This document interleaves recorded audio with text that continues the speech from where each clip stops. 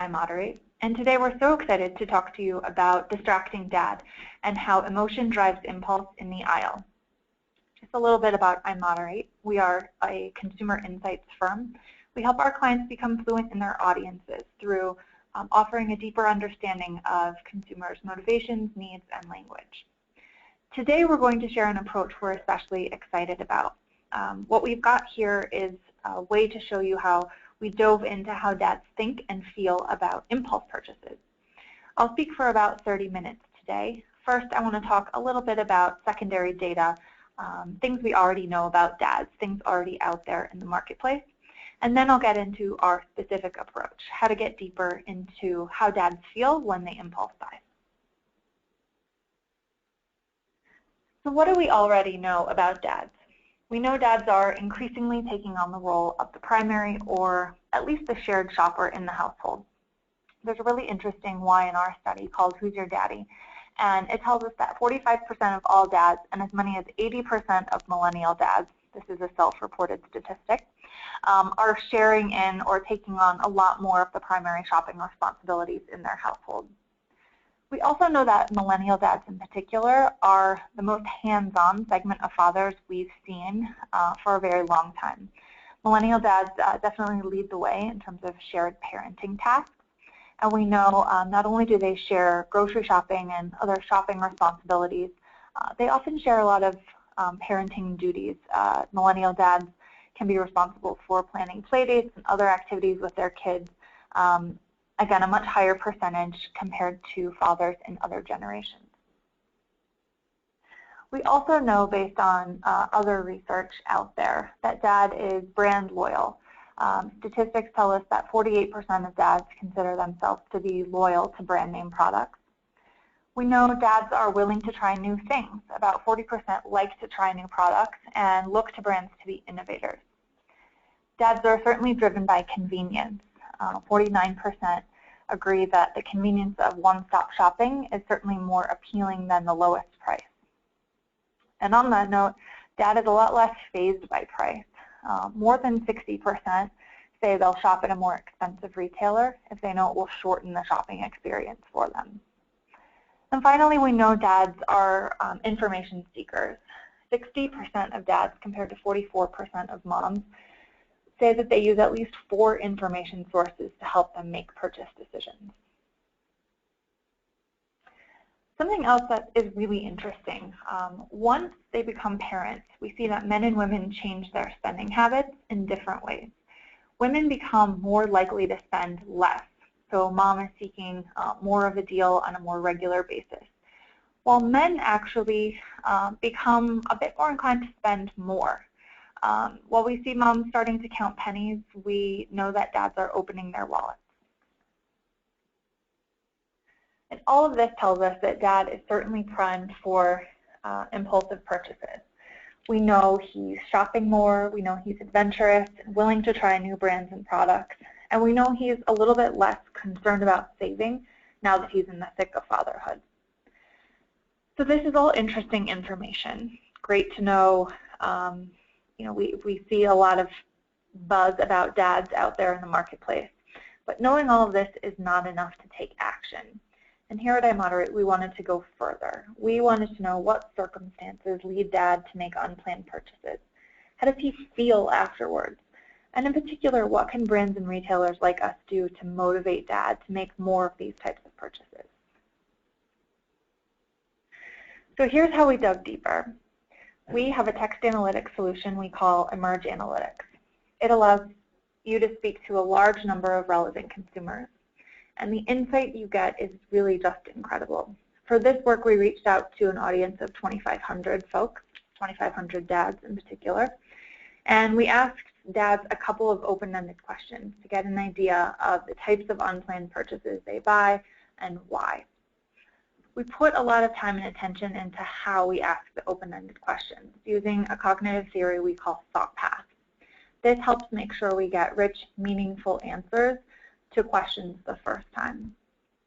From there, we used our text analytics approach, Emerge, to understand the main themes, the emerging trends, and the sentiment of dads when they impulse buy.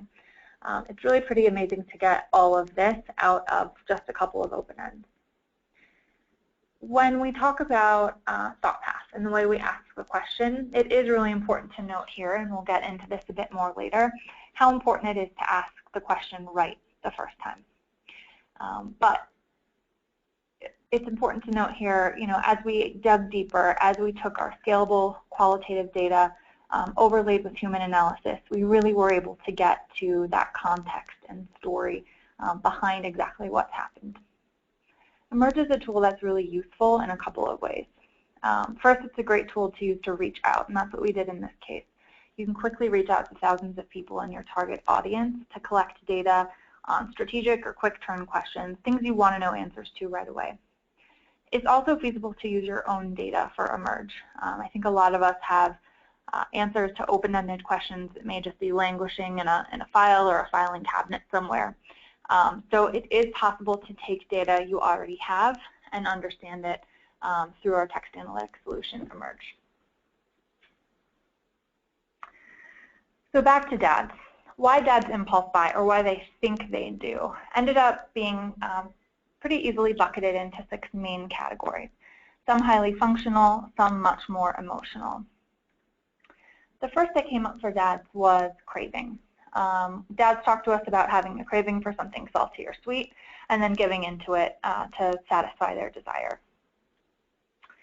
Reward came up as an element that dads talked about as a reason for impulse purchasing. When dads purchase an item as a reward, it can be for their children or for their family. It may represent acknowledgement of good behavior, either at home or in the store.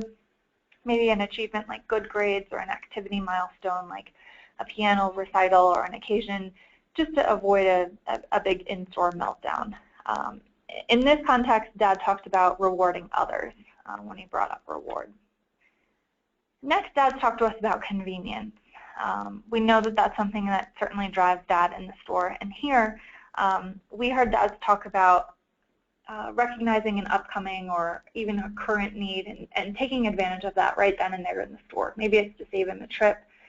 Maybe it's to keep him from having to go to more than one place. For example, maybe warmer weather reminds him that he needs some stuff the next time he grills burgers.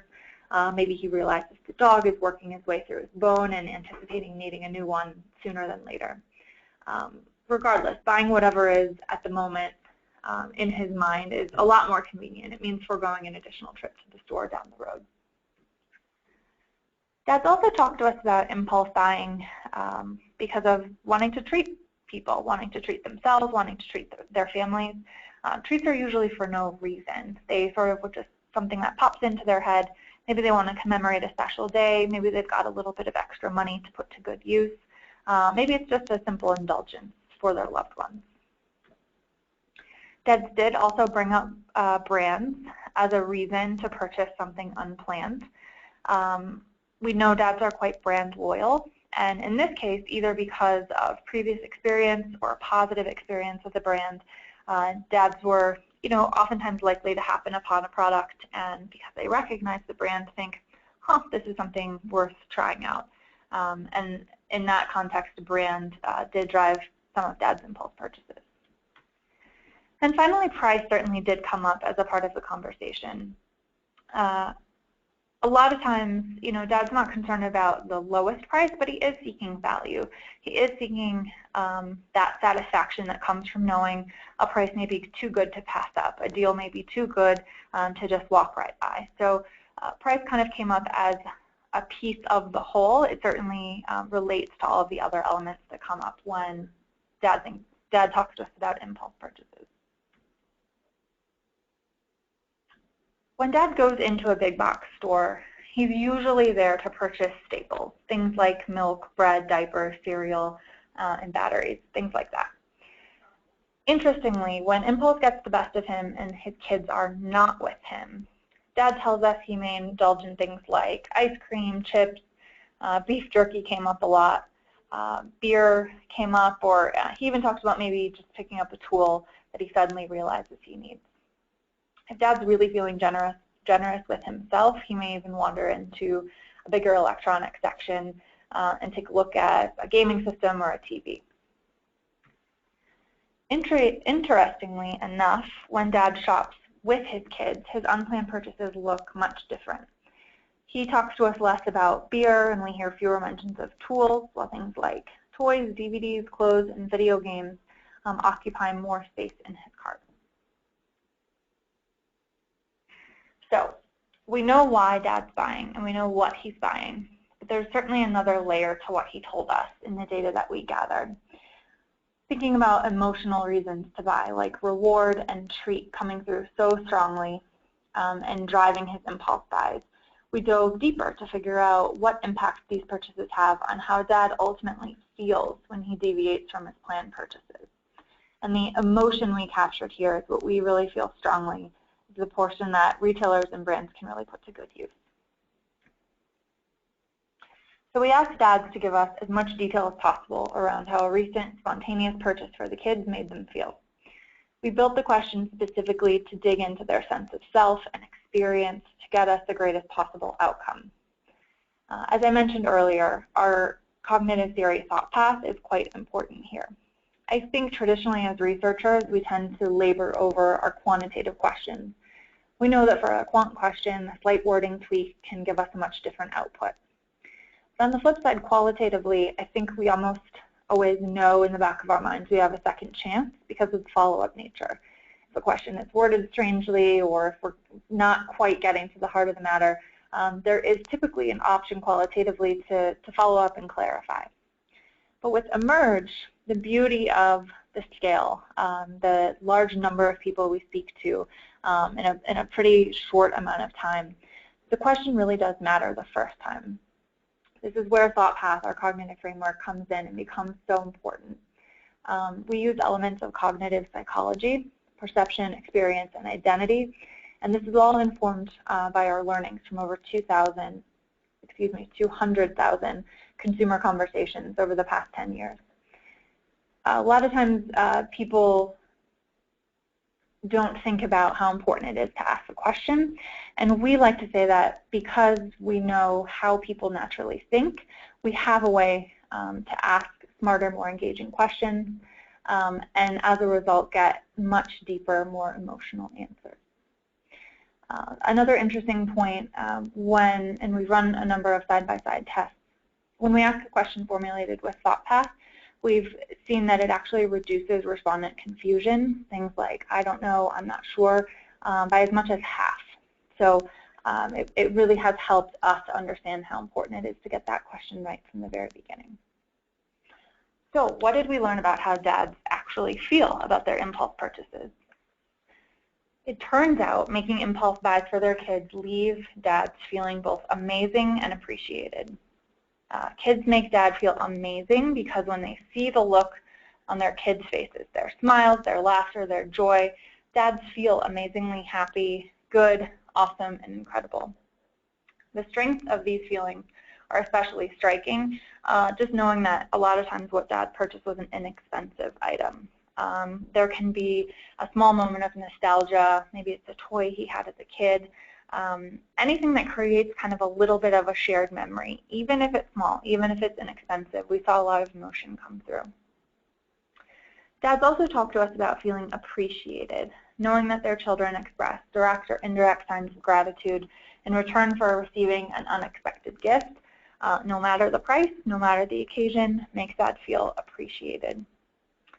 The numbers you see here, 71% tied to amazing and 2% tied to appreciated, these are each of the themes share within the data set. The way we define share is the percentage of the relevant insights. As with any open-ended collection method, you're bound to get some gibberish and answers that don't quite relate to the topic. So what we do is we remove all of that from our analysis so that we're really only looking at the relevant answers. So the percentages you see here are those of relevant feedback. And you can see that amazing definitely takes up a larger share than appreciated, but the sentiment was distinct enough between the two for us to separate them, to parse them out and allow a client, a user to see the difference and some of that subtle nuance. We also heard that personally, dad himself feels both proud and successful after succumbing to an impulse purchase for his kids in store. He tells us he's proud. Why is he proud? He feels proud that he is able to provide for his children. He feels fortunate enough to have the resources to indulge. Some of our dads report feeling especially proud when they're able to do things for their kids that their parents either couldn't or wouldn't do when they were kids. Dad also feels successful.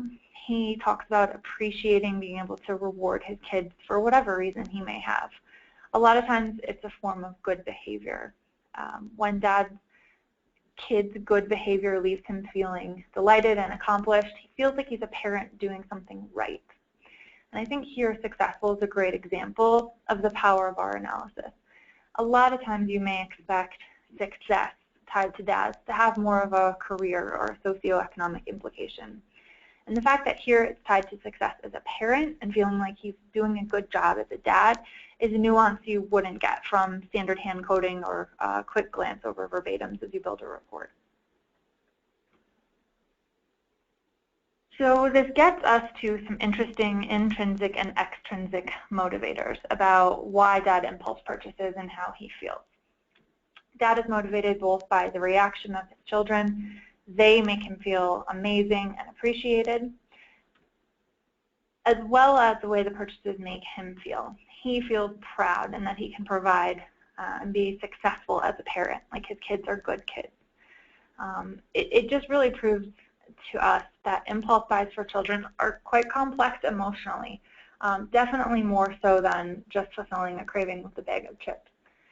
While these certainly don't need to be large purchases, the depth of emotion we got in the responses show how big an impact they can have on Dad and his relationship to his children. The only thing that gave Dad pause in the conversation he had with us about this topic is a small sense of conflict. I think this is another great representation of the well-rounded span of feedback we received. Dads weren't just solely positive and solely amazed and excited and feeling appreciated. They did report slight feelings of feeling a little bit guilty and conflicted about unplanned purchases for their kids. They want their children to be happy, but they also worry a little bit that spoiling could make them entitled or bratty, perhaps. One dad clearly outlined this conflict for us. He says, "It always feels good to make your kids happy. I just worry that what gives me immediate satisfaction might make them become spoiled and ungrateful in the long run." So here, conflict as a barrier is a great example of how important the human element is in our analysis. Really only a small share of our respondents reported feeling conflicted, but we felt it was something that stood out enough to warrant a closer look. And when we dug into this nuance and the complexity of the relationship between motivators, we saw that the relationship between feelings of appreciation and conflict were really interesting. And specifically, we saw that when Dad feels appreciation from his kids, it really can help him overcome any lingering feelings of conflict. So the fact that conflict really is a surmountable barrier, it's something Dad can easily overcome, especially if he feels appreciated by his kids. It's just so important for us to point out here because it gives you such a nice complete picture to inform a really well-designed, well-thought-out action plan. So who's doing this well? We had some fun finding examples of brands we think are doing a great job of reaching Dad emotionally, and I certainly encourage you to check these out if you have not seen them already. This year has definitely been a good one for quote-unquote dadvertising, and whether it appeals to the heart, the fact that Dad is really a kid inside, or the fact that he just likes feeling awesome, some brands are really capitalizing on ways to appeal to Dad's emotions in ways that translate in media and ads and directly to the in-store experience. So I'll just touch a moment on each. It's not possible for us to show a video as a part of this webinar today, but I really do encourage you to go check these out if you have a chance. So in our first bucket here, heartstrings, there is a Wrigley's Extra gum commercial where it opens on a father and a young daughter on a train.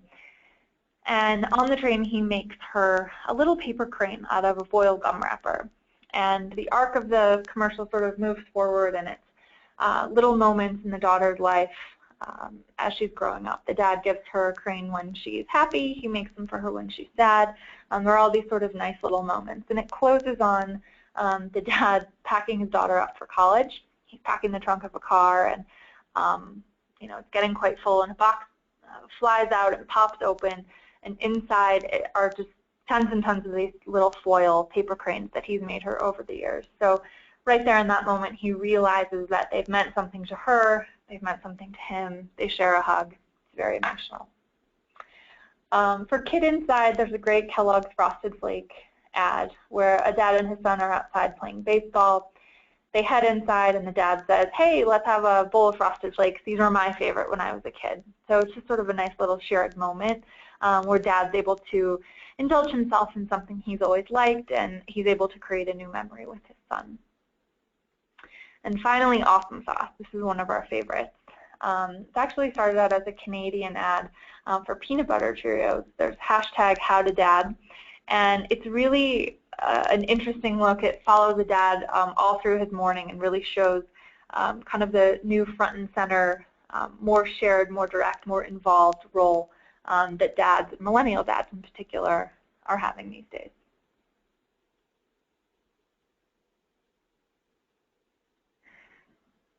So as we get to the close here, there are a few things that we already know about dad that will never change.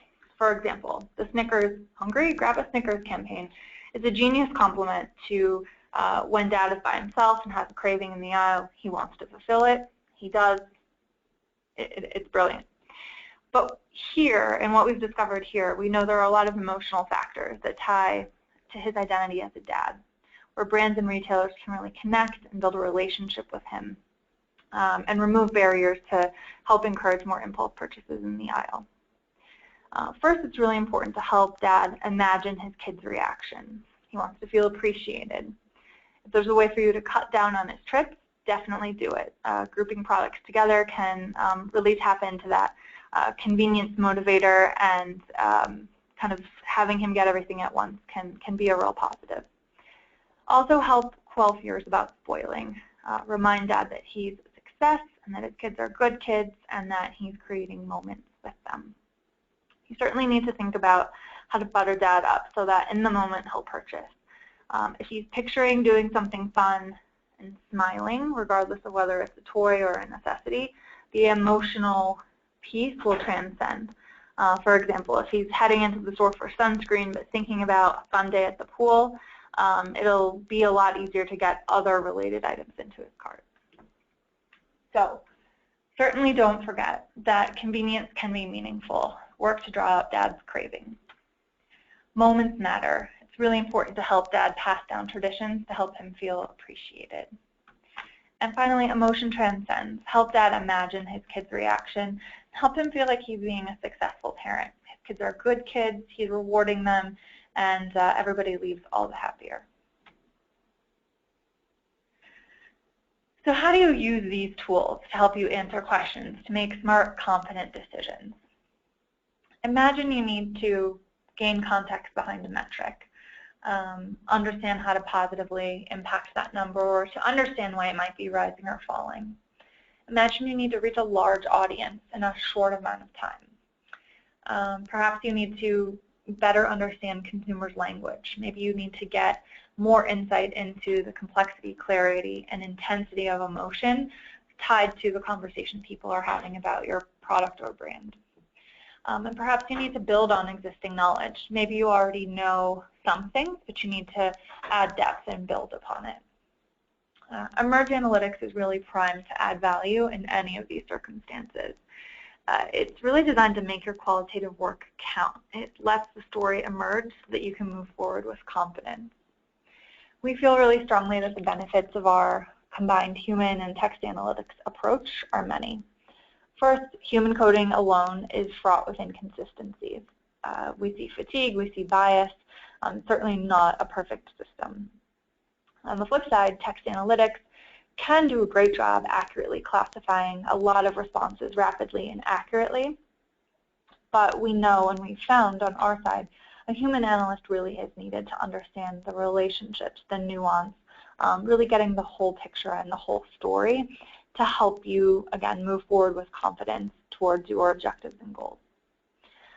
What we offer through Emerge Analytics is no analytical burden on the client. There's really no operational burden, and it's one solution. There's no need to meld multiple solutions together or to bring in, there's no need to use a multitude of different sources. We can take in data from any source and put it all into one tool. So we do hope we've given you some tools today to think about how to reach Dad, how emotional branding and marketing touchpoints reach Dad to make him feel proud, appreciated, and amazing. As we near the end of the discussion, we thought it might be useful for you to see an example of how we distill and deliver this type of information to our clients. So here's what you could expect from the open-ended questions we fielded in this study. What this does in kind of a nice one-stop shop is organizes the full machine and human analysis. It synthesizes the story and lets you have a tool in hand to take action quickly. Thank you so much for joining us today. We really appreciate your time. We're so excited to have the chance to share our exciting approach, Emerge Analytics, and we will now open it up to questions.